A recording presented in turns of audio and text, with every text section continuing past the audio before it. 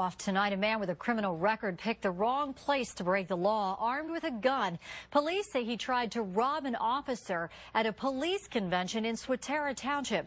Ann Mercogliano is in our ABC 27 newsroom. Ann. Flora, not only was this retired NYPD officer armed when he was held up, but there were also hundreds of cops in the next room when it all went down. John Comparetto has worked in law enforcement for more than 30 years. He's been involved in at least half a dozen shootouts, but says he never stared down the barrel of a gun until today. I'm not used to being a victim. I'm usually the cop rescuing somebody. I knew he meant business. Comparetto was speaking at the Pennsylvania Narcotics Officers Association conference when he stepped out for just a moment to use the restroom. When he walked in, he saw a man near the sink and said for some reason he felt something was wrong. He started walking towards me. He reached in and he pulled out a large automatic, put it into my face. He said to me, "If you move, I'll kill you." Now remember, there were hundreds of cops in the room just next door.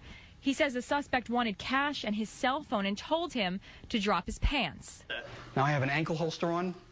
I didn't want him to see it. I said, okay, so I dropped my pants, but I covered the ankle holster. And he looked like he wanted to smack me, so I went like this. I said, listen, nobody's going to follow you. Just, take the money. The suspect fled and John ran after him past the front desk where he says hotel workers called 911 and told the other officers attending the conference. John found the suspect in a cab outside. I blocked off the exit way. I took the cab down with a stop, at gunpoint, yelling, police, don't move, don't move. He's in the back seat. I said, let me see your hands. If you move your hands, I'll kill you. Within seconds, 10 officers came running out, dragged the suspect out of the cab, and cuffed him. When Swatera police arrived, they took the suspect, 19-year-old Jerome Blanchett, into custody. I think bizarre is a good word to describe that sequence of events. Of course, something like that doesn't happen every day. He was probably the stupidest criminal in the state of Pennsylvania.